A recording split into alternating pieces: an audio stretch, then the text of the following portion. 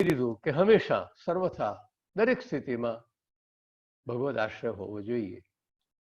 પણ મહાપ્રભુજી થોડા ડિટેલમાં ઉતર્યા છે કે આવું થાય તો, આવું થાય તો, આવું થાય તો.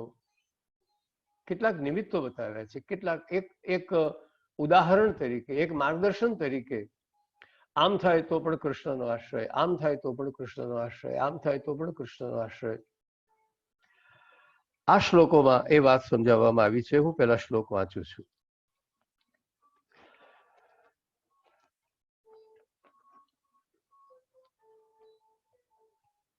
ઐહિકે પારલોકે ચ સર્વથા શરણમ હરિ. આગળ સાંભળો. દુઃખ હાનો તથા પાપે ભયે કામાદ્ય પૂર્ણે ભક્તદ્રોહે ભક્ત્ય ભાવે ભક્તૈશ્ચાતિક્રમે કૃતે અશક્યેવા સુશક્યેવા સર્વથા શરણમ હરિ. આ બે શ્લોકમાં મહાપ્રભુજી કેટલાક કારણો, કેટલીક પરિસ્થિતિઓ, જીવનની કેટલીક ઘટનાઓ એક ઉદાહરણ તરીકે આપે છે. જેમ કે પહેલા કહ્યું, દુઃખ હાનો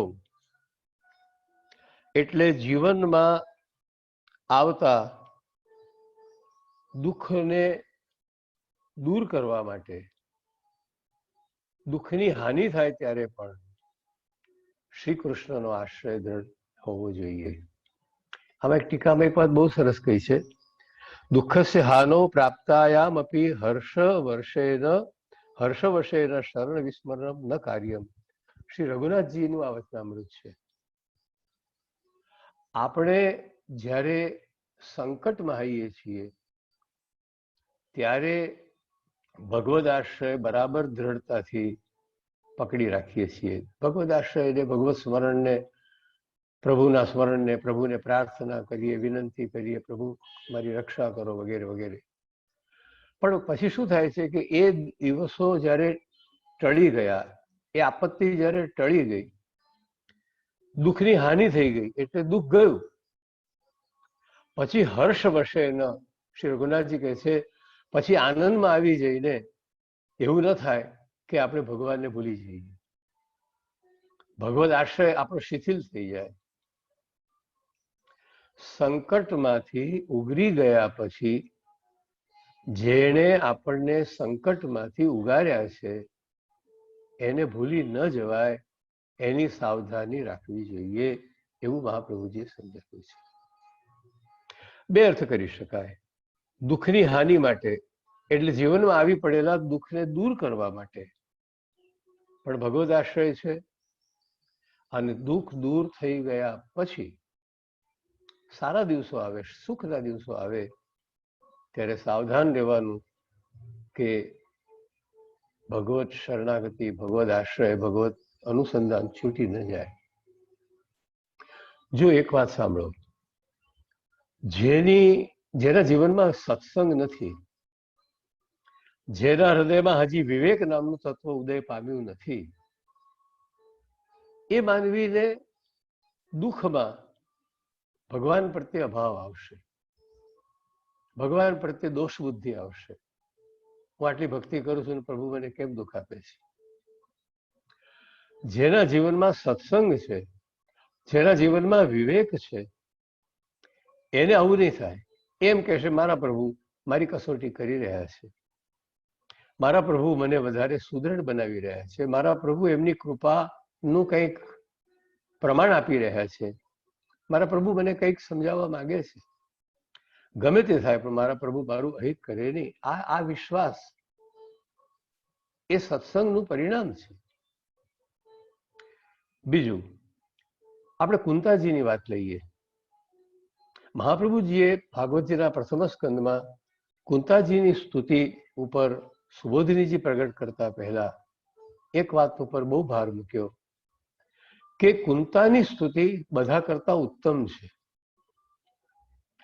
કુંતાની સ્તુતિ અર્જુનની સ્તુતિ કરતા, ઉત્તરાની સ્તુતિ કરતા બધા કરતા ઉત્તમ છે. કારણ કે એણે પોતાના જીવનમાં આવી પડેલા સંકટો બધા પૂરા થઈ ગયા પછી ભગવાનની સ્તુતિ કરી છે. સંકટમાં પણ સ્તુતિ કરી છે, કરાય, કરી શકાય. આપણે પેલો શ્લોક યાદ કરીએ, દુઃખાવસાને સુખાવસાને ઇદમેવ સારમ, દુઃખાવસાને ઇદમેવ જ્ઞેયમ, દેહાવસાને ઇદમેવ જાપ્યમ, ગોવિંદ દામોદર માધવેતી. ભાગવતજીના પ્રથમ સ્કંદમાં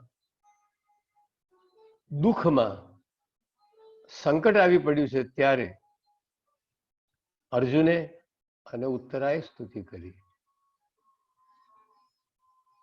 દેહાવસાને અંત સમય પાસે આવ્યો ત્યારે ભીષ્મ પિતામહે સ્તુતિ કરી.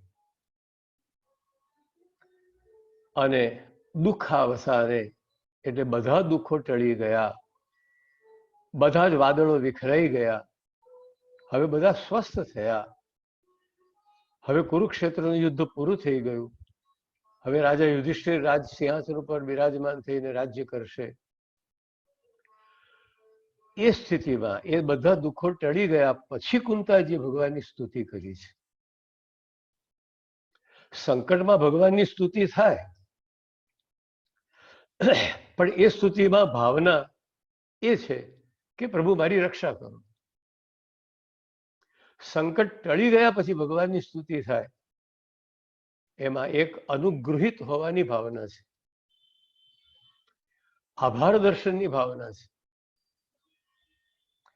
હે પ્રભુ, આપે મારા સંકટો દૂર કર્યા, આપે મારી રક્ષા કરી, તો મારે આપનો આભાર માનવો જોઈએ. મારો ધર્મ છે કે આપને હું વારંવાર વંદન કરીને કહું કે આપ બહુ કૃપાળુ છો અને આપે મારી રક્ષા કરી છે. તો વિપત્તિમાં પણ સ્મરણ અને સંપત્તિમાં પણ સ્મરણ, વિપત્તિમાં પણ શરણાગતિ અને સંપત્તિમાં પણ શરણાગતિ. દુઃખમાં આપણે ડગી ન જઈએ માટે અને સુખમાં આપણે છકી ન જઈએ એને માટે. આ રીતે દુઃખ હાનો એટલે કોઈ પણ પ્રકારના દુઃખોની નિવૃત્તિ થઈ જાય ત્યારે પણ પ્રભુની શરણાગતિ છૂટવી ન જોઈએ. જેટલી શ્રદ્ધાથી, જેટલા પ્રેમથી, જેટલી અંદરના ઊંડાણથી આપણે પ્રભુની સ્મૃતિ કરીએ છીએ, સ્મરણ કરીએ છીએ, નામ લઈએ છીએ, ભજન કરીએ છીએ, એ બધું દુઃખ ટળી ગયા પછી, સંકટ ટળી ગયા પછી પણ એ જ રીતે રહે એ જરૂરી છે. પછી આગળ બતાવે છે પાપે. આપણા જીવનમાં ક્યારેક જાણતા કે અજાણતા, કાયાથી, વાણીથી કે મનથી પાપ થયું ત્યારે પણ શું કરવું? મહાપ્રભુજી આપણને આજ્ઞા કરે છે ત્યારે પણ સર્વથા શરણમ હરિહિ. જીવનમાં કોઈ ભૂલ થાય, કોઈ પાપ થાય, તે વખતે પણ મારા પ્રભુ ના ચરણનો દ્રઢ આશ્રય છે મને, માટે એ જે યોગ્ય કરવાનું હશે તે કરશે. વૈષ્ણવો, કેટલીક વાર જીવના અહંકારને તોડવા માટે પણ મહાપ્રભુજી આજ્ઞા કરે છે કે જીવના અહંકારને તોડવાને માટે પણ પ્રભુ એની પાસે ભૂલ કરાવે છે. આપણે તો એવા અનેક પ્રસંગો છે. રાજા પરીક્ષિત એવી વ્યક્તિ નથી કે ઋષિના ગળામાં સાપ નાખવા જેવો કોઈ જઘન્ય અપરાધ કરે, પણ એમાં પણ પ્રભુની કોઈ ઈચ્છા હતી, પ્રભુની પ્રેરણા હતી, અને એના પરિણામે રાજા પરીક્ષિતને અંતકાળે શ્રીમદ ભાગવત કથા પ્રાપ્ત થઈ. એટલે એવા ઘણા પ્રસંગો આપણને મળે છે કે મનુષ્ય કોઈ પાપ કર્યું, મનુષ્યનાથી કોઈ પાપ થઈ ગયું, એના અહંકારને તોડવા માટે રાણા વ્યાસની વાર્તામાં આ વાત સરસ સમજાવાય છે. રાણા વ્યાસને જ્ઞાનનું બહુ અભિમાન હતું. આજુબાજુના બધા વિદ્વાનોને એ શાસ્ત્રાર્થ કરીને હરાવી દેતા. પછી આજુબાજુના જે વિદ્વાનો એમનાથી હારી ગયા છે એમાંથી કોકે કહ્યું રાણા વ્યાસને, ગોધરાના રાણા વ્યાસ, કે રાણાજી તમે અમને હરાવ્યામાં શું દવાઈ કરી? તમે કાશી જાઓ અને ત્યાંના પંડિતોને હરાવો તો અમે માનીએ કે તમે ખરા વિદ્વાન છો, તો તમે વિદ્વાન, મહાવિદ્વાન છો. આ કારણે એક પડકારને સમજીને, પડકાર સ્વીકારીને ગોધરાના રાણા વ્યાસ કાશી ગયા છે, ત્યાં શાસ્ત્રાર્થ કર્યો છે અને હારી ગયા છે. તો ભક્તના જીવનમાં ભૂલ, હાર, પાપ આ બધું આવી શકે છે, પણ ભક્ત જ્યારે ભગવાનના શરણે છે, ભગવાનને સમર્પિત છે, ભગવાનનો છે, ત્યારે આ બધું આવે. એનું કારણ એનો પોતાનો સ્વભાવ દોષ નહીં હોય, ભગવદ ઈચ્છા હશે. એના દ્વારા ભગવાન એ ભક્તને મદ રહિત, ગર્વ રહિત કરવા ઈચ્છતા હશે, વિનમ્ર કરવા ઈચ્છતા હશે. આવા અનેક પ્રસંગો છે. નારદજીએ ભક્તિને કહ્યું કે હું તમને ઉપાય બતાવું છું, અને પછી નારદ ભાગવતજીના મહાત્મ્યની કથા છે. ભક્તિ, જ્ઞાન અને વૈરાગ્યને સ્થાપિત હું કરીશ. પછી નારદજીએ જેટલા ઉપાયો કર્યા કોઈ સફળ ના થયા. આખરે ભગવાને એમને આજ્ઞા કરી કે તમને કોઈ સંત પુરુષ આનો માર્ગ બતાવશે, આનો ઉપાય બતાવશે. એટલે ભયમાં, પાપમાં, દુઃખ, હાનિમાં આ બધા મહાપ્રભુજી એક એક વસ્તુને વિગતમાં સમજાવી રહ્યા છે. મૂળ મુદ્દો એ છે કે દરેક પરિસ્થિતિમાં ભગવાનનું શરણ. પણ મહાપ્રભુજી થોડીક વિગત આપી રહ્યા છે. પ્રભુ પાપ હરી છે, પાપ હરતા છે. અને હા, પાપ હરણ, પાપનું નાશ, પાપની નિવૃત્તિ પણ પ્રભુ બે પ્રકારે કરે છે. અવતાર દશામાં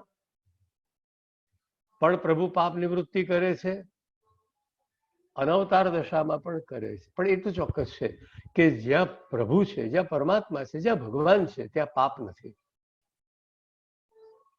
જ્યાં સૂર્ય છે ત્યાં અંધકાર ન હોઈ શકે.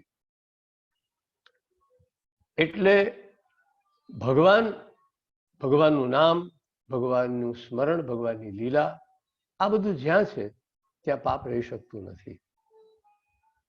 એટલે અવતાર દશામાં ભાગવતમાં કથા છે ને, ભગવાને અઘાસુરનો ઉદ્ધાર કર્યો. સંસ્કૃતમાં અઘ શબ્દનો અર્થ છે પાપ. અઘાસુરના મુખમાં જઈ અને પ્રભુએ પોતાના સ્વરૂપનો વિસ્તાર કરી અને અઘાસુરનો નાશ કર્યો. આ લીલા દ્વારા ભગવાને એમ સમજાવ્યું કે હું જ્યાં હોઉં ત્યાં પાપ હોઈ શકે નહીં. પછી પાપનું ભલે ભૌતિક સ્વરૂપ હોય, આધ્યાત્મિક સ્વરૂપ હોય કે આદિદૈવિક સ્વરૂપ હોય, પાપ ભલે દોષ રૂપે હોય કે અજગર રૂપે હોય, પણ જ્યાં કૃષ્ણ છે ત્યાં પાપ નથી. હરિર હરતી પાપાની દુષ્ટ ચિત્તૈરપી સ્મૃતઃ. ગમે તેવો મલિન મનનો માનવી પણ ભગવાનનું સ્મરણ કરશે તો એ પાપ મુક્ત થઈ જશે. તો અવતાર દશામાં ભગવાન ભક્તના પાપોની નિવૃત્તિ સ્વરૂપથી કરે છે. અનવતાર દશામાં એટલે કે જ્યારે પ્રભુ પ્રગટ નથી, પ્રભુ પ્રગટ નથી એવી અનવતાર દશામાં ભગવાને પાપની નિવૃત્તિ માટે આપણને નામાત્મક સ્વરૂપ આપ્યું છે. ભગવાનનું નામાત્મક સ્વરૂપ એટલે યા તો ભગવાનનું નામ શ્રી કૃષ્ણ, ગોવિંદ, હરે, મુરારે, નારાયણ, વાસુદેવ, ગોવિંદ, ગોપાલ, માધવ, મધુસૂદન. ભગવાનની અનવતાર દશામાં પાપની નિવૃત્તિ ભગવાનના નામથી થાય છે. એ અજામિલની કથા દ્વારા ભાગવતના 6ઠા સ્કંદમાં વારંવાર આપણને સમજાવવામાં આવ્યું છે. અને વધારે મહિમા તો એ છે કે અજામિલ તો પાપી નહીં, મહાપાપી છે. અજામિલાદિ દોષાણામ નાશકો અનુભવે સ્થિત. અજામિલ તો મહાપાપી છે, પણ એ મહાપાપી અજામિલના પાપ ભગવાનનું નામ લેવાથી થયા. અને નામનો પ્રભાવ તો જુઓ કે અજામિલે ભગવાનનું નામ, ભગવાનનું સ્મરણ, ભગવાનનું નામોચ્ચારણ પશ્ચાતાપ કરતા કરતા ભગવાન ચતુર્ભુજ સાક્ષાત પરમાનંદ સ્વરૂપ પ્રભુનું સ્મરણ કરીને નહીં, પોતાના પુત્રને બોલાવવા માટે નારાયણ નારાયણ ઉચ્ચાર કર્યો છે. તે છતાં પણ એ નિષ્પાપ થયો અને એની ઉત્તમ ગતિ થઈ. તો પાપની નિવૃત્તિ ભગવાન પ્રગટ હશે તો સ્વરૂપથી કરશે. ભગવાન પ્રગટ નહીં હોય તો પોતાના નામ દ્વારા કરશે. એટલા માટે આપણે ત્યાં નામ ઉચ્ચારણનો, નામ સંકીર્તનનો બહુ મહિમા છે. સર્વોત્તમ સ્તોત્રમાં તો શ્રી ગુસાઈજીએ મહાપ્રભુજીના 108 નામોને પણ પાપ હરનારા કહ્યા છે. અત સર્વોત્તમમ સ્તોત્રમ જપ્યમ કૃષ્ણ રસાર્થિભિઃ. કૃષ્ણ રસની પ્રાપ્તિ કરવા માટે વૈષ્ણવોએ સર્વોત્તમ સ્તોત્રનો પાઠ કરવો જોઈએ. તન નામાષ્ટોત્તર શતમ પ્રવક્ષ્યામિ અખિલાગહૃત. અખિલ અઘ હૃત એટલે પાઠ કરનારના સમગ્ર પાપોનો નાશ મહાપ્રભુજીના આ 108 નામ દ્વારા થશે. તો ભગવાનની અનવતાર સ્થિતિમાં પાપની નિવૃત્તિ ભગવાન નામ અથવા ભગવાન નામનું જ એક બીજું સ્વરૂપ શ્રીમદ ભાગવત.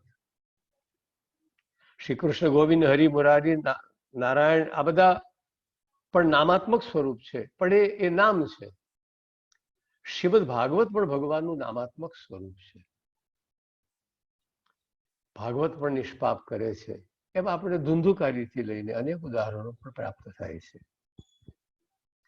એટલે કોઈને કોઈ પ્રકારે, કોઈ પણ રીતે ભગવાન નામનો સંબંધ, ભગવત લીલાનો સંબંધ, ભગવત કથાનો સંબંધ. જો ગોપીજનોએ પણ ગોપી ગીતમાં શું કહ્યું? પ્રણત દેહિનામ પાપકર્ષણં તૃણચરાનુગં શ્રીનિકેતનમ ફણિફણાર્પિતં તે પદાંબુજં. હે પ્રભુ, આપના ચરણારવિંદ પ્રણત દેહિનામ પાપકર્ષણમ, જે આપના ચરણને પ્રણામ કરે છે, આપના ચરણારવિંદ એના પાપને હરી લે છે. તો ભગવત સ્વરૂપથી પણ પાપોની નિવૃત્તિ થશે, ભગવત સ્મરણથી પણ પાપોની નિવૃત્તિ થશે. આજે પ્રભુ પ્રગટ રૂપે આપણને દર્શન ન આપતા હોય, આજે અનવતાર કાલ હોય, તો શ્રીમદ ભાગવતજી દ્વારા તવ કથામૃતમ તપ્ત જીવનમ કવિભીરીડિતમ કલ્મષાપહમ. કલ્મશ એટલે દોષ, કલ્મશ એટલે પાપ. શ્રવણ મંગલમ, જે સાંભળે એનું એ મંગલ કરે છે. માટે જીવનમાં ક્યારેક પાપ થયા હોય, એક થયા હોય કે 1000 થયા હોય, વૈષ્ણવે પ્રભુની કૃપા શક્તિમાં શ્રદ્ધા રાખીને, પ્રભુના સર્વશક્તિમાનપણામાં શ્રદ્ધા રાખીને, પોતાની બુદ્ધિના પ્રેરક પ્રભુ છે એમ સમજીને એમનો દ્રઢ આશ્રય કરી લેવો જોઈએ.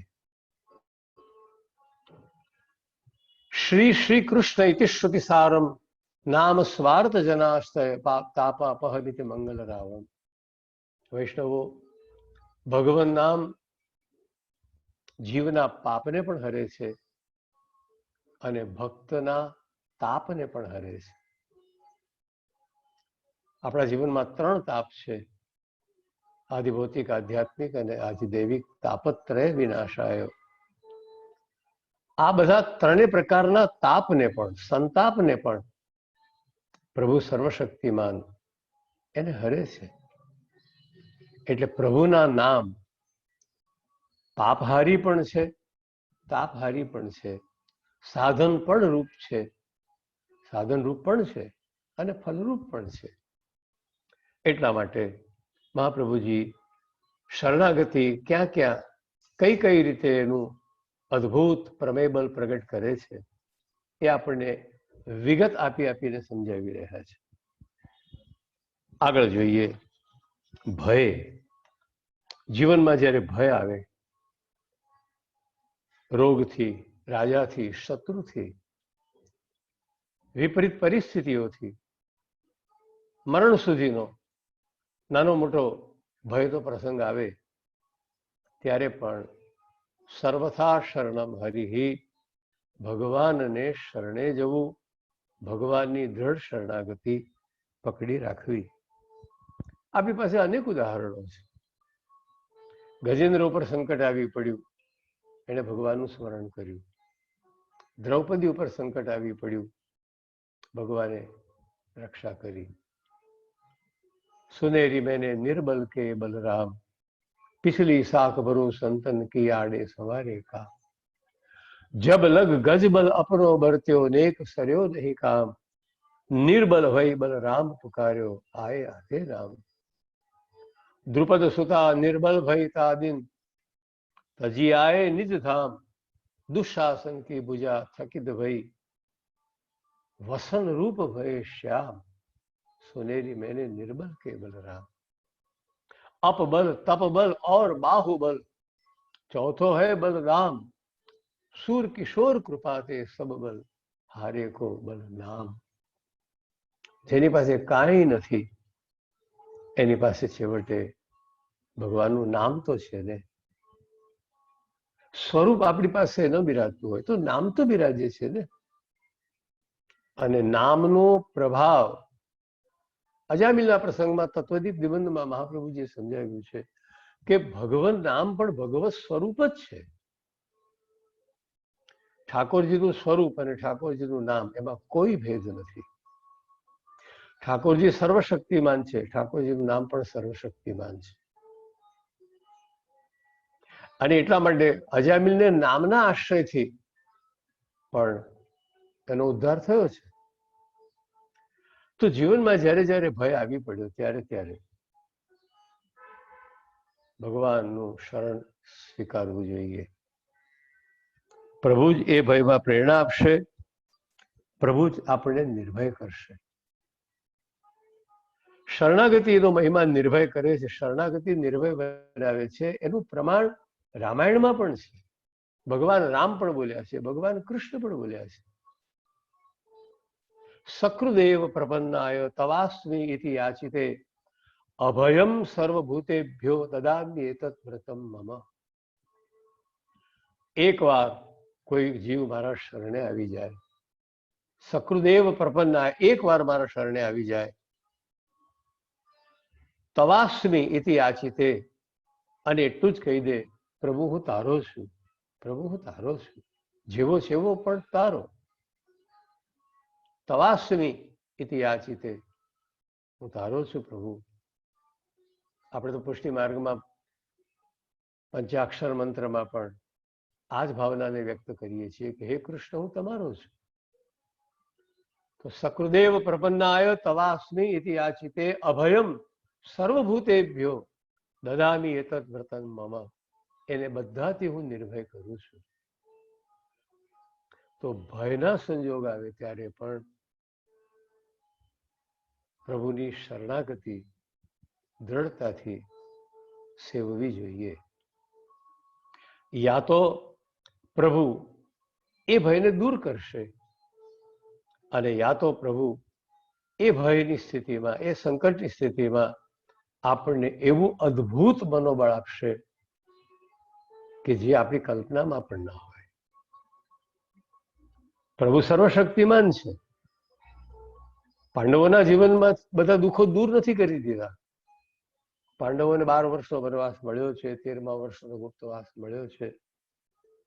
ભગવાન બધા દુઃખો દૂર કરી દે એવું બધા સંજોગોમાં નથી બનતું.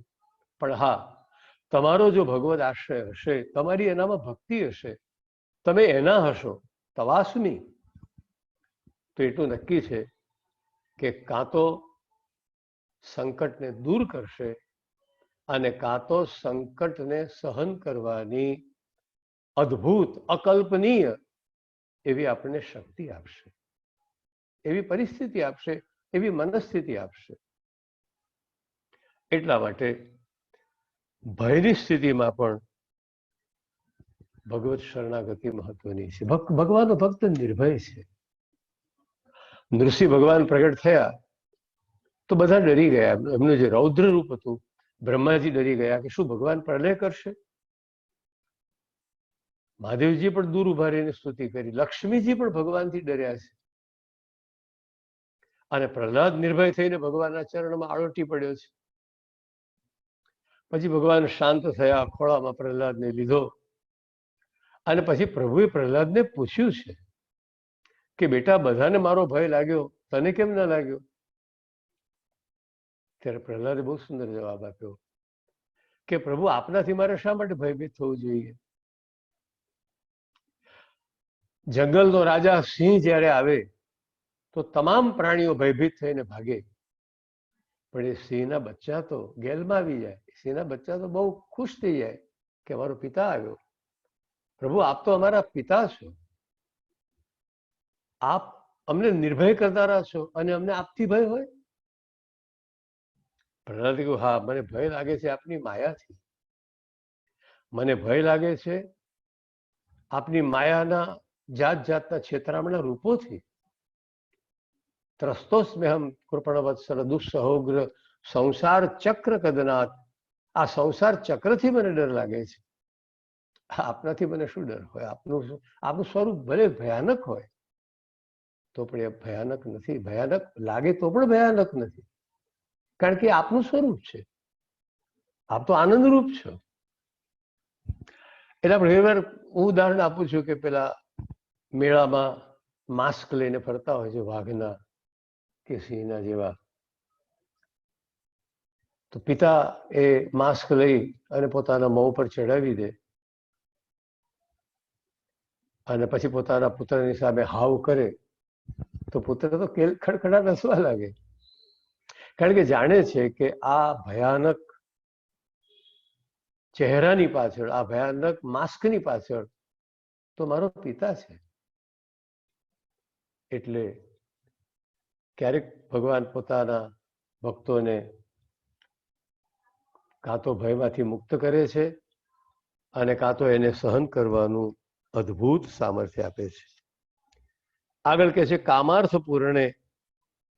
આપણી કઈ કામનાઓ હોય જીવનમાં, નાની મોટી ઈચ્છાઓ પણ આવતી હોય, તો તે ઈચ્છાઓને પૂરી કરવાને માટે યોગ, યજ્ઞ, જપ, તપ કે અન્ય સાધનો કરવાને બદલે આપણે ભગવદ આશ્રય સિદ્ધ કરી રાખવો જોઈએ. તુચ્છ વસ્તુઓ માટે પણ તુચ્છ જગ્યાએ ભટકવાને બદલે આપણાથી ન રહેવાય તો આપણી કામનાઓની પૂર્તિ માટે પણ આપણી કામના ભગવાનની ભક્તિ પૂર્વકની હોવી જોઈએ. તો ત્યાં પ્રભુમાં પણ કામનાઓની પૂર્તિ માટે પણ દ્રઢ આશ્રય છે, અથવા આપણી કોઈ ઈચ્છા પૂરી ન પણ થઈ તો એને પણ ભગવદ ઈચ્છા સમજીને શરણ ભાવને જરા પણ ડગવા દેવો ન જોઈએ. ભક્ત દ્રોહે, આ એક બહુ જ મહત્વની વાત છે. ભગવાનના વિષયમાં હંમેશા એવું કહેવાયું છે કે ભગવાન જીવના અનેક અપરાધોને ક્ષમા કરી દે છે, પણ કોઈ ભગવાનના ભક્તને જો ત્રાસ આપે તો ભગવાન સહન નથી કરી શકતા. તમે ભગવાનનો અપરાધ કરો, ભગવાન બહુ ઉદાર છે, ક્ષમાવાન છે, ક્ષમા કરી દેશે. પણ તમે જો ભગવાનના કોઈ ભક્તને ત્રાસ આપ્યો તો પ્રભુ એને ક્ષમા નહીં કરે. ભગવાન બોલ્યા છે કે મારા ભક્તનો શત્રુ એ મારો શત્રુ છે. જો મમ ભક્ત સો बैर करत है સો बैरी निज मेरो, હમ ભક્તન કે ભક્ત હમારે. પ્રહલાદે ભગવાને જયારે બહુ આગ્રહ કર્યો, કંઈ પણ માગ, કંઈ પણ માગ, ત્યારે પ્રહલાદે સાવ છેલ્લે એટલું જ માગ્યું કે પ્રભુ, મારા પિતાની દુર્ગતિ ન થાય, કારણ કે મારા પિતાએ મને આપની ભક્તિ છોડાવવા માટે બહુ ત્રાસ આપ્યો, આપણે જાણીએ છીએ. અને આપ ભક્ત દ્રોહીને, ભક્તને દુઃખ આપનારને આપ ક્ષમા નથી કરતા, તો મારી પ્રાર્થના એ છે કે મારા પિતાએ મને ભલે ગમે એટલું દુઃખ આપ્યું, પણ આપ એને ક્ષમા કરો. વિશ્વ પિતામહ પણ ભગવાનના પરમ ભક્ત છે. આપણે વિશ્વ સ્તુતિમાં જોઈએ છીએ ભગવાનને ખૂબ માણ્યા છે, એમણે જાણ્યા છે, પણ એ વિશ્વ પિતામહને પણ બાણશૈયા ઉપર સૂવું પડ્યું છે. એનું કારણ એ જ હતું કે ભગવદ આશ્રિત એવા પાંડવોની સામે વિપક્ષમાં એમણે યુદ્ધ કર્યું છે. પાંડવોના મહિમાને બીજી કોઈ રીતે ન સમજતા એટલું તો નક્કી છે ને કે પાંડવો શ્રી કૃષ્ણના આશ્રિત છે. પાંડવો, કુંતા, દ્રૌપદી, ઉત્તરા આ બધા શ્રી કૃષ્ણના આશ્રિતો છે. ભીષ્મ પિતામહની બાબતમાં બે વાત કહેવાય. એક વાત એ કહેવાય કે એમણે પાંડવોની સામે ભગવદ આશ્રિત હતા એમની સામે યુદ્ધ કર્યું. અને બીજી વાત, દ્રૌપદીના ચીરહરણ થતા હતા ત્યારે એમણે પ્રતિકાર કરવાને બદલે ઉપેક્ષા સેવી. આના કારણે ભીષ્મ જેવા મહાત્માને, ભીષ્મ જેવા ભગવદ ભક્તને બાણશૈયા ઉપર સૂવું પડ્યું છે. આવા આપણી પાસે અનેક ઉદાહરણો છે. દુર્વાસાએ પણ ભગવાનના ભક્ત સાથે દ્રોહ કર્યો અને દુર્વાસા ઋષિને પણ 1 વર્ષ સુધી ભટકવું પડ્યું છે.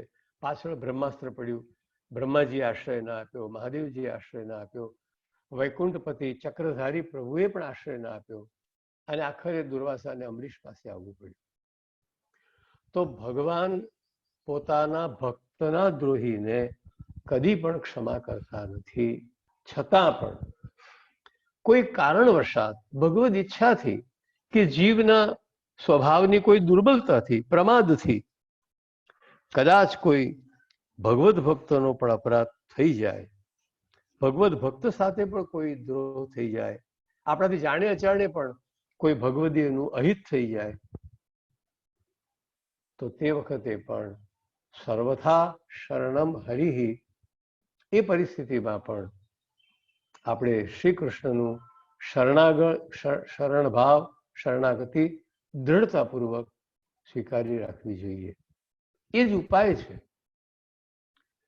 જેમાં પ્રભુ કોઈને ક્ષમા નથી કરતા એવા પ્રસંગમાં પણ મહાપ્રભુજીએ તો આપણને ખાતરી આપી છે, ભક્ત દ્રોહે, કદાચ કોઈ ભક્તનો આપણાથી દ્રોહ થઈ ગયો તો પણ સર્વથા શરણમ હરિહિ, તો પણ આપણે એનું શરણ દ્રઢતાપૂર્વક સંભાળી રાખવું જોઈએ. ભક્ત ભાવે આપણે નાની મોટી થોડી ઘણી પણ ભક્તિ કરીએ તો સારું છે, પણ કદાચ આપણાથી ભક્તિ થતી જ ન હોય તો. અને આ આખા વિવેક ધૈર્યાશ્રયના છેલ્લા શ્લોકમાં તો મહાપ્રભુજી કહ્યું જ છે કે ભક્તિ દુર્લભ છે, ભક્તિ માર્ગ દુર્લભ છે. આપણાથી ભક્તિ નથી થઈ શકતી. જે ભગવદીઓ કરી ગયા એવી ભક્તિ આપણાથી નથી થઈ શકતી. ત્યારે શું? ત્યારે પણ કૃષ્ણનો દ્રઢ આશ્રય. ભક્તિ થાય એટલી કરો. શ્રવણ ભક્તિ, કીર્તન ભક્તિ, સ્મરણ ભક્તિ, અર્ચન ભક્તિ, વંદન ભક્તિ, પાદ સેવન ભક્તિ, સખ્ય ભક્તિ, દાસ્ય ભક્તિ, આત્મનિવેદન ભક્તિ, નવ ભક્તિઓ પ્રહલાદજીએ નવધા ભક્તિ તરીકે ગણાવી. 10મી પ્રેમ લક્ષણા ભક્તિ જે વ્રજ ભક્તોએ કરી. એસી પ્રીત બઢી વૃંદાવન ગોપીન નાચ નચાઈ. તો એ જે 10મી ભક્તિ છે એમાંથી આપણાથી કોઈ ભક્તિ આપણાથી નથી થતી, થવી જોઈએ એવી નથી થતી, હૃદયપૂર્વક નથી થતી. ત્યારે પણ આપણે ભગવદ આશ્રય શરણાગતિને ધારણ કરી રાખવી જોઈએ. ભક્તિ ના થાય તો કઈ નહીં, અષ્ટાક્ષર મંત્રનો જાપ તો કરતા રહો. મહાન ભક્તો થઈ ગયા એવી દ્રઢ આસ્થા કે એવી દ્રઢ ભાવના આપણામાં ભક્તિમાં નથી થઈ શકતી. અને ન થાય તો કોઈ વસ્તુ કૃત્રિમ રીતે પરાણે ઉપર છેલ્લી રીતે દેખાદેખીથી કરવાની જરૂર નથી થઈ શકતી ભક્તિ આપણાથી, કઈ વાંધો નહીં. પણ શ્રી કૃષ્ણ શરણમ મમ એ મંત્રનો જાપ કરતા કરતા શરણ ભાવ દ્રઢ રાખો તો ભક્તિ નહીં હોય, ભક્તિ નહીં થઈ શકતી હોય તો પણ પ્રભુ એ જીવને અંગીકાર કરશે, એને અપનાવશે. ભક્તૈ શાતિક્રમે કૃતે ભગવાનના ભક્તો કોઈને કષ્ટ ના આપે, પણ છતાં ભગવાનના ભક્તે કદાચ તમને કંઈ કષ્ટ આપ્યું, ભગવાનના કોઈ ભક્ત તરફથી તમને કંઈ કષ્ટ પ્રાપ્ત થયું, તો પણ એ ભગવદ ઈચ્છા છે. ભગવાનના ભક્તે શ્રાપ આપ્યો. ચિત્રકેતુના અને પાર્વતીના પ્રસંગમાં આ જ છે. પાર્વતી ચિત્રકેતુને શાપ આપ્યો, જે બીજા જન્મમાં પછી વૃત્રાસુર થયો. પણ ભાગવતજીમાં સુખદેવજી બોલ્યા છે કે આની પાસે એટલું સામર્થ્ય હતું કે સામો શાપ આપી શક્યા હોત પાર્વતીને, પણ ના, પાર્વતીને સામો શ્રાપ આપ્યો નથી, શ્રાપ માથે ચડાવી દીધો છે. તો ભક્ત દ્વારા અતિક્રમ થાય, અપમાન વગેરે થાય, તો પણ શરણાગતિનો ભાવ દ્રઢ રાખવો જોઈએ. અને આ જે જુદા જુદા નિમિત્તો બતાવ્યા એનો ઉપસંહાર 11મા શ્લોકમાં મહાપ્રભુજી હવે કરી રહ્યા છે. અશક્ય વા સુશક્ય વા સર્વથા શરણમ હરિ. પરિસ્થિતિ શક્ય હોય કે અશક્ય હોય, કોઈ પણ પરિસ્થિતિમાં સર્વથા શરણમ હરિ. એક વાત તમને એ કહેવા માંગુ છું કે અશક્ય અને સુશક્ય, અશક્ય એટલે ઇમ્પોસિબલ, સુશક્ય એટલે વેરી ઇઝી, ક્વાઇટ પોસિબલ, આમ સાવ ચપટી વગાડવા જેવું. પણ કોઈ વસ્તુ અશક્ય છે અને કોઈ વસ્તુ સુશક્ય છે, એની વ્યાખ્યા, એનો નિર્ણય આપણે ન કરી શકીએ. આપણું ગજુ નથી, આપણું સામર્થ્ય નથી. કારણ કે કેટલી વાર એવું બન્યું છે કે શક્ય અશક્ય થઈ ગયું છે અને અશક્ય શક્ય થઈ ગયું છે. હું તમને બે ઉદાહરણ આપું. હિરણ્યકશિપુનો વધ કરવો શક્ય ન હતો, કોઈ કરી શકે એમ ન હતું. કારણ કે એણે વરદાન જ એવું માગ્યું હતું, દિવસે ન મરું, રાત્રે ન મરું. ક્યારે મારવો? ઘરમાં ન મરું, બહાર ન મરું. ક્યાં મારવો? પશુથી ન મરું, મનુષ્યથી ન મરું, શસ્ત્રથી ન મરું, દિવસે ન મરું, રાત્રે ન મરું. કેવા કેવા એને બધા વિકલ્પો મૂકીને માંગી લીધું હતું કે મને કોઈ મારી શકે નહીં. અને એ એવા જ બ્રહ્મા રહ્યો, એવા જ બ્રહ્મા છેક સુધી રહ્યો કે હવે મને કોણ મારી શકવાનું છે. પણ જેને વરદાન હતું કે દિવસે પણ ન મરે, રાત્રે પણ ન મરે, ઘરમાં પણ ન મરે, બહાર પણ ન મરે, પશુથી પણ ન મરે, મનુષ્યથી પણ ન મરે, શસ્ત્રથી પણ ન મરે, એ પણ છેવટે મર્યો છે. ભગવાને એવી લીલા કરી કે ન વરદાન તૂટ્યા, ન વરદાન મિથ્યા થયા અને હિરણ્યકશિપુ મર્યો. ત્યાં અશક્ય શક્ય થઈ ગયું. આપણે બીજું ઉદાહરણ લઈએ. ઘણી વાર શક્ય વસ્તુ અશક્ય બની જાય છે. મહારાજ દશરથે નિર્ણય કર્યો કે મારા પુત્ર રામને હું રાજગાદી આપીને નિવૃત્ત થાવ. હવે અયોધ્યાની રાજગાદી રામચંદ્રજીને પ્રાપ્ત થાય એમાં કશું જ મુશ્કેલ ન હતું, કશું જ મુશ્કેલ ન હતું. રામચંદ્રજી જ્યેષ્ઠ પુત્ર છે, દશરથ રાજાને પ્રિય છે, પ્રજાને પ્રિય છે.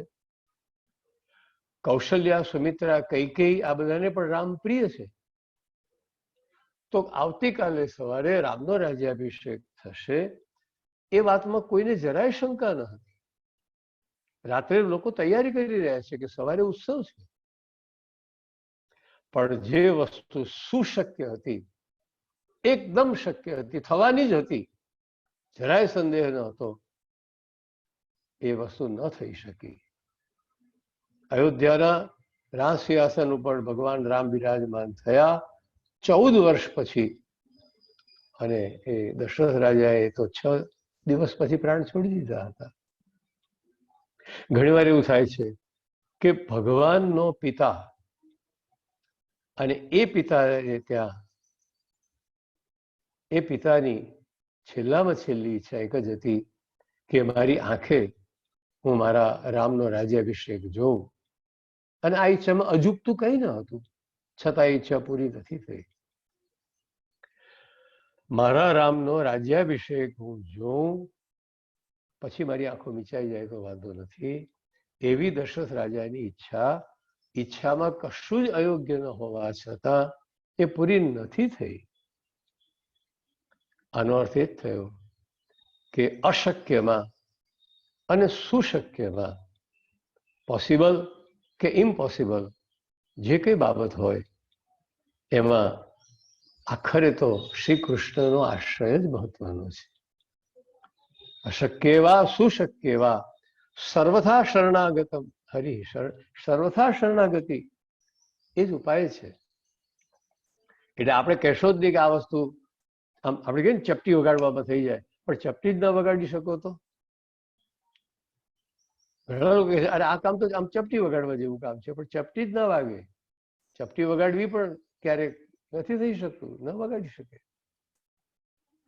એટલે અશક્ય હોય ત્યાં પણ અને સુશક્ય હોય ત્યાં પણ સર્વથા શરણમ હરિ.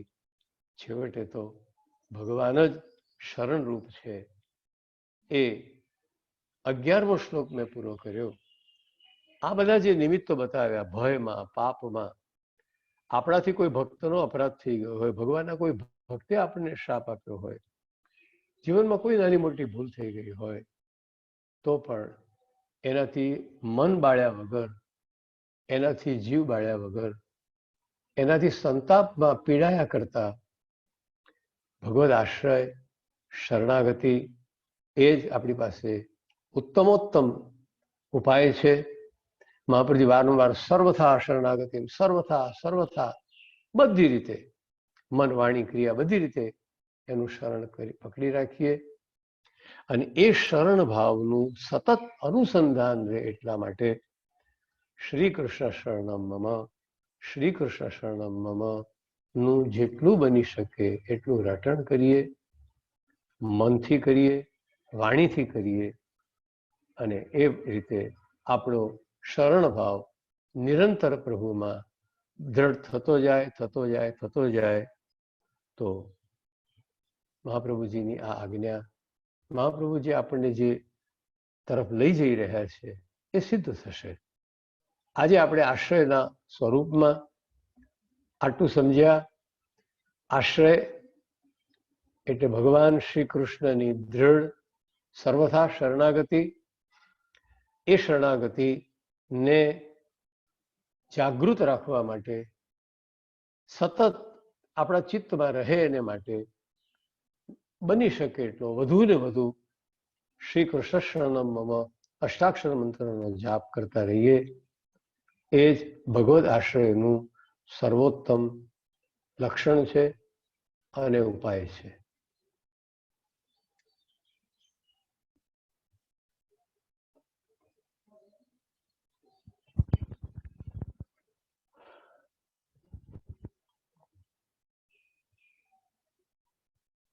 આવતીકાલે આપણે આગલા શ્લોકોની ચર્ચા કરીશું.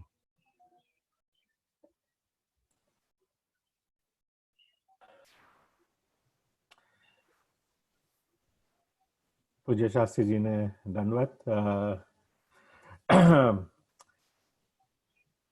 આપણે આરતીને પદ લઈએ એ પહેલા શાસ્ત્રીજીને આપણે ચર્ચા કરીશું, પણ કોઈ સવાલો હોય તો વૈષ્ણવ 5-7 મિનિટ આપણે શાસ્ત્રીજી વિખુટા પડે પહેલા આપણે સવાલો લઈ લઈએ. હિતેનભાઈ જરા કંટ્રોલ કરજો. ઇફ એનીવન હેઝ ક્વેશ્ચન્સ તો પ્લીઝ ટેક ઓવર. જરૂરથી સોનલભાઈ, જેને પ્રશ્નો હોય ત્યાં નીચે રેઝ હેન્ડનું એક બટન હશે, કાં તો ચેટમાં મૂકી શકે તો.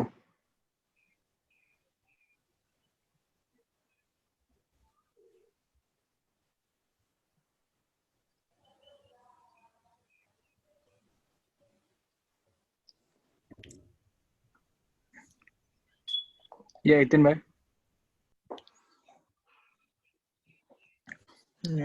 જય શ્રી કૃષ્ણ શાસ્ત્રીજી, પ્રણામ. હા, જય શ્રી કૃષ્ણ, આશીર્વાદ.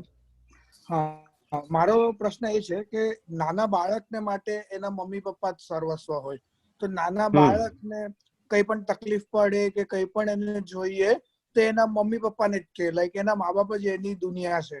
તો એવી રીતે ઠાકોરજી ને મહાપ્રભુજી આપણા મા બાપ છે, આખા જગતના મા બાપ છે.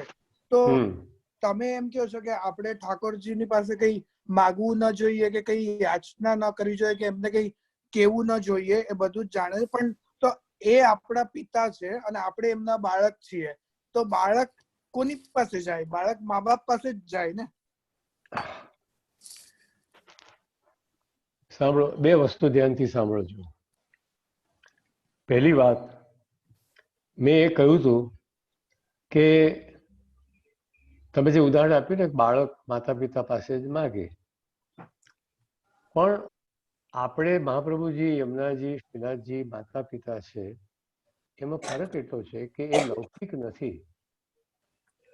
લૌકિક માતા પિતા પોતાના બાળકના મનમાં શું છે એ બાળક કહે ત્યારે જાણે છે, બાળક માગે ત્યારે જાણે છે કે મારે આ જોઈએ છે. આપણા માતા પિતા અલૌકિક છે, ભગવાન છે, એટલે આપણે માગીશું તો એને ખબર પડશે એવું નથી. આપણે ન માગીએ તો પણ આપણને શું જોઈએ છે એની એને ખબર જ છે. એટલે પેલું ઉદાહરણ લૌકિક છે, તમે જે કીધું એ.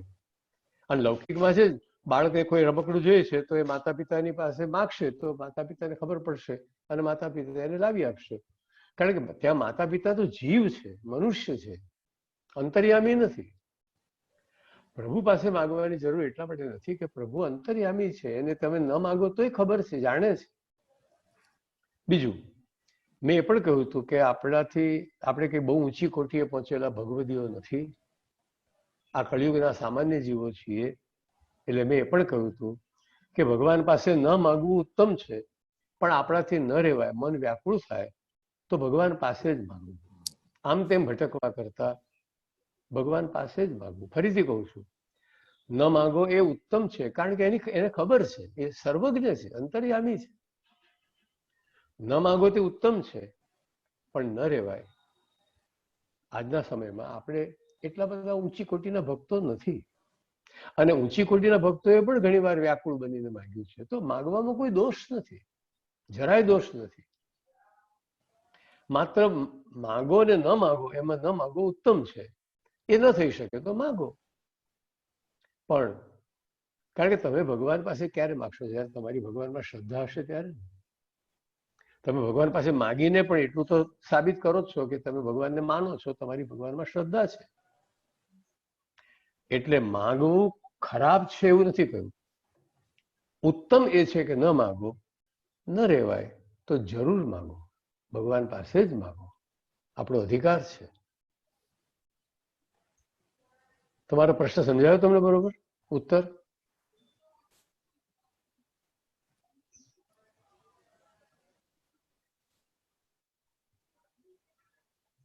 હેલો,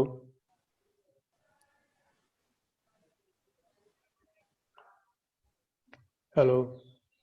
હલો, હા શાસ્ત્રીજી, હા હું મ્યુટ ઉપર હતો. હા. મને આન્સર મળ્યો. થેન્ક યુ હા. વેરી મચ, ને તમને ખૂબ પ્રણામ. નમસ્કાર, જય શ્રી કૃષ્ણ. જય શ્રી કૃષ્ણ.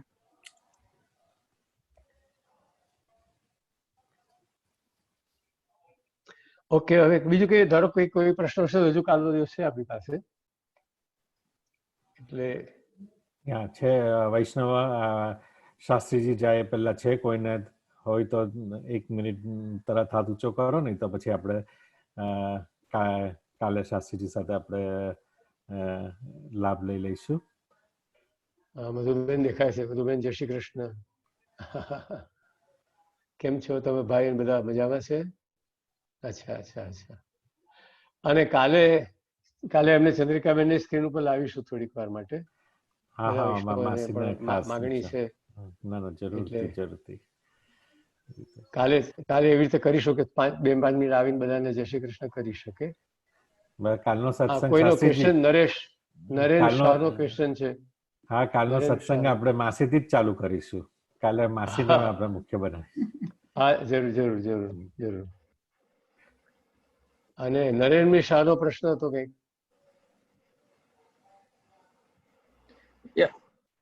દંડવત પ્રણામ શાસ્ત્રીજી, નરેન્દ્રભાઈ બોલું છું.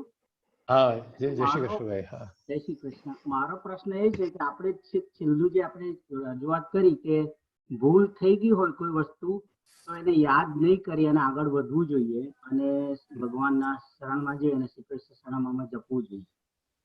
પણ એ ભૂલ જે પણ થઈ હોય નાની મોટી એ ભગવાને કબૂલ કરી અથવા તો મારા માટે માફ થઈ ગઈ, એનો અનુભવ કઈ રીતે ને ક્યારે થાય કે પછી યાદ ના આવ્યા કરે?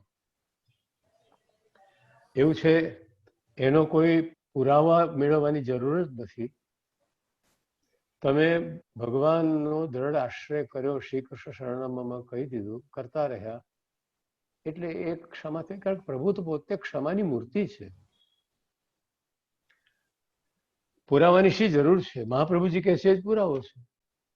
પણ મનમાં દ્વિધા રહ્યા જ કરે કે ભાઈ હવે ના, તો આપણી એ દ્વિધા કાઢવા માટે જ મહાપ્રભુજી કહે છે કે અષ્ટાક્ષર મંત્રનો જાપ કરો.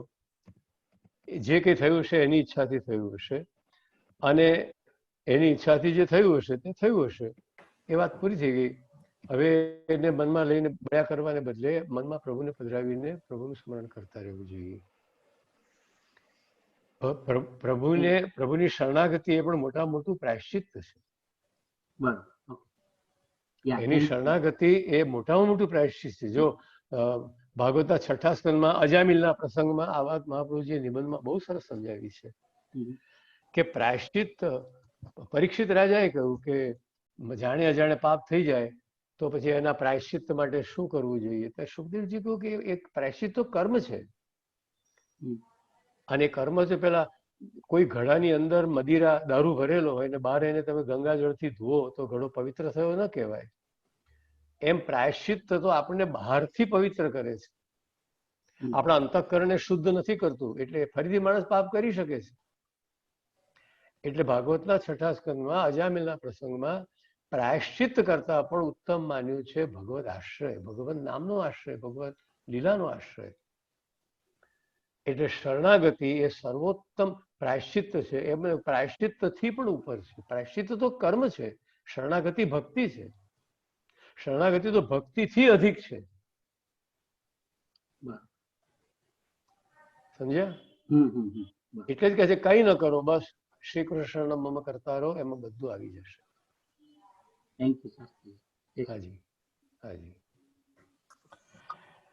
શાસ્ત્રીજી, બધા વૈષ્ણવ તરફથી તમને દંડવત. એક પ્રશ્ન છે સમલભાઈ. અચ્છા, હજી કોઈનો? ઓકે, ચાલો. મને વૈષ્ણવનું નામ નથી ખબર પણ મેં અનમ્યુટ કર્યા છે. જય શ્રી કૃષ્ણ શાસ્ત્રીજી. નીતિન બોલો. શ્રી કૃષ્ણ. કોણ? નીતિન. હા, બોલો નીતિનભાઈ. શાસ્ત્રી, ગઈકાલે આપણે લાસ્ટ ટાઈમ ધૈર્યમાં આપણે 3 દુઃખોની વાત કરેલી. એમાં જે આધિભૌતિક, જે શારીરિક કે મટીરિયલ દુઃખો છે એ આમ રિલેટિવલી ઇઝીયર છે કે ભાઈ એને કેવી રીતે દૂર કરવા. પણ આપણે જયારે આધ્યાત્મિક કે જે મન, બુદ્ધિ અને સ્વભાવથી જે દુઃખો આવે છે, રાઈટ, એનું આપે કીધેલું કે જળ ભરતની જેમ એને દૂર કરવાના. તો એ થોડું આમ અઘરું લાગ્યું. એટલે આપ થોડું વિસ્તારથી કે કોઈ દાખલાથી સમજાવશો કે જે આધ્યાત્મિક દુઃખો છે એને આપણે કેવી રીતે દૂર કરી શકીએ? એવું છે ને, જ્યાં રોગ હોય ત્યાં આપણે દવા, માથું દુખતું હોય તો આપણે માથા ઉપર દવા લગાડીએ છીએ, પગ દુખતું હોય તો પગ ઉપર દવા લગાડીએ છીએ. એમ મનની અંદરના જે દુઃખો છે એની દવા પણ મનની અંદર જ જવી જોઈએ. અને એના માટેનો સર્વોત્તમ ઉપાય સત્સંગ છે. જેટલો સત્સંગ કરશો એટલો તમને એ મનમાં જે શોક, ઉદ્વેગ, ચિંતા, લાગણી આ બધું છે એ બધું દૂર થશે. સત્સંગ કરો, ખૂબ ખૂબ સાંભળો, શાસ્ત્રોનું વાંચન કરો, સારા સારા ગ્રંથોનું વાંચન કરો. મનના દુઃખોનું નિવારણ માનસિક રીતે જ થાય. અને એ માર્ગદર્શન આપણે સત્સંગથી મળી રહેશે. એટલે જેટલું બને એટલું તમે ધાર્મિક સાહિત્ય વાંચો, ખૂબ સત્સંગ કરો. સત્સંગ એનો ઉપાય છે. મને તરસ લાગી હોય તો પાણી ઉપાય છે, મને ભૂખ લાગી હોય તો ભોજન ઉપાય છે, પણ મારા મનમાં શોક, ચિંતા, ઉદ્વેગ હોય તો એને માટે સત્સંગ. બહારના દુઃખ માટે બહારનો ઈલાજ, અંદરના દુઃખ માટે અંદરનો ઈલાજ. જો હું સમજાવું, ઇન્દ્રનો પ્રકોપ વ્રજ ઉપર થયો, ખરું?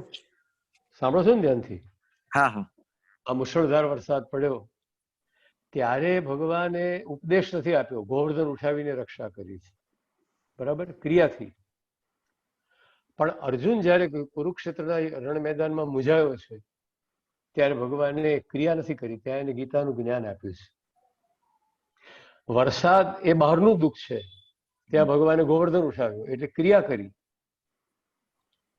લીલા કરી. અને અર્જુનના મનમાં જે વિષાદ આવ્યો હતો, નિરાશા આવી ગઈ હતી, ત્યાં ભગવાને કોઈ ક્રિયા નથી કરી, ત્યાં એનો ઉપદેશ આપ્યો છે. એટલે બહારના દુઃખોનું નિવારણ ક્રિયાથી થાય, અંદરના દુઃખોનું નિવારણ જ્ઞાનથી થાય. અને જ્ઞાન મળે છે સત્સંગ દ્વારા.